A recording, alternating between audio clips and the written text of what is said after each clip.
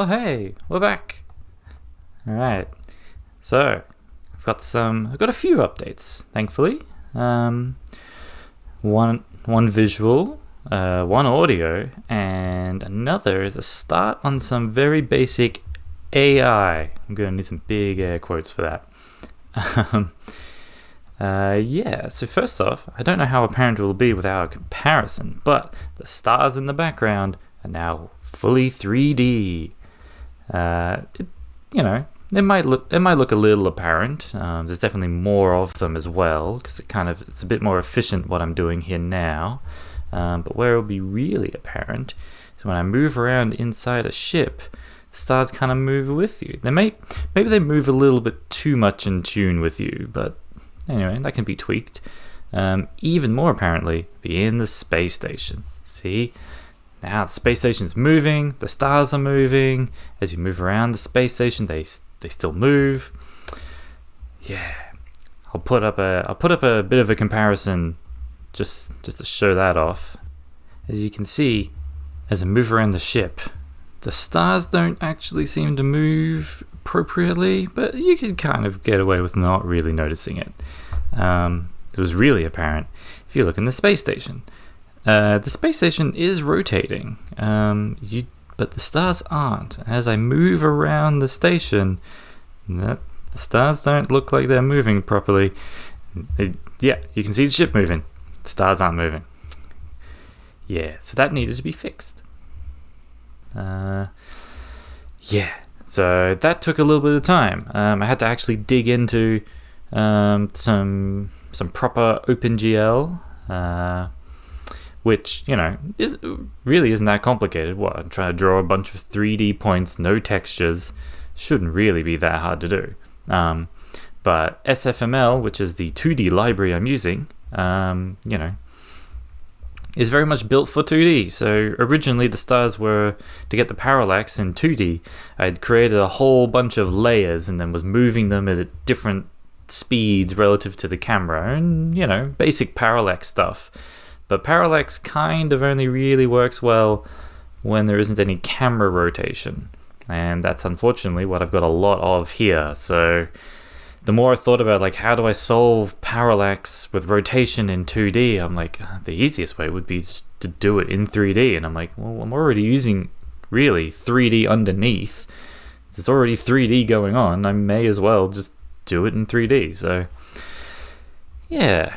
Also, the way I was doing it before wasn't necessarily the most efficient. I had 7 layers, which resulted in 7 draw calls per chunk, and because everything was split up into chunks. There would be, this star is at the center of this, so there would be 1, 2, 3, 4 chunks at least there, and each was 7 layers. So the amount of draw calls added up fairly quickly, which wasn't ideal, I knew, but everything else is so lightweight, it really didn't matter. But now, because it's properly 3D, I've got 1, 2, 3, 4 chunks, so it's only 4 draw calls. And then, so I was able to reuse a lot of the code, really. But, So, new star background. They still obviously need some tweaking, but at least it's now behaving like it should be behaving. Anyway, so, next thing. Whoops. Back in the chair. Next thing is I started on some audio. Because I've been thinking about how I really do need. It's very quiet, this game. Anyway. Ooh. Yeah, we go. There's some dialogue blips. I've made Tombo very deep.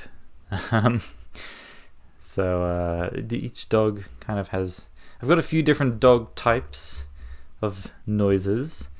How's Greg sound again? Oh yeah. Whoop. Alright, Greg sounds a bit funny. I'm not sold on the dog sounds, but really I just wanted to test out that I could choose different sounds for different dogs. The first sound I made was, whoa, very bleepy. But I actually quite like the bleepiness for, like a computer or something. I'm definitely gonna have to turn that down. But yeah, I like the bleepiness. It's good, but, so... It's very bleepy. It's a bit loud. Yeah. So, I've got one more thing to show, which will change in this section here. Well, hey, what's that? We've got multiple birds now, and they're moving on their own, and they're moving with physics. Can you push me around? Yeah, no, I went the other way. So, I've decided that push me a little. No. So I've decided that really what I need is to bring some life to these areas. I want to populate, all these planets with a bunch of animals doing their own thing. So I've started on basic AI action cues and I've started on utility style AI or needs driven AI. I feel like I should look up what the official term is, or maybe they both are. That's the kind of AI that's behind The Sims. You've got your hunger, your sleepiness, social fun, environment, all that sort of stuff. I obviously don't need anything too complicated for this, but I did want to have like a very bare bones. At a certain point, an animal, let's say a bird, would get hungry and then go look for food, or look for social and then go try find another bird to talk to, or a different animal. Bird gets tired, it'll go back to its nest. So I kind of wanted to have something very basic. Each one would have its own cooldown. Its needs would increase over time, and it would have some way of fixing that. And just so that they kind of just do their own thing. It doesn't need to be too detailed because you're not in control of these. It just needs to have it that the birds will, or the animals will do stuff over time. I'm thinking for sleepiness, it would also make sense to have a day-night cycle, but that's another topic again. But yeah, so started on some AI. Lots of things. Who knows how long it'll take before the AI actually does anything particularly interesting. But yeah, that's where we're at. Here's the doing a whole lot more stuff, AI and audio. All right, see ya.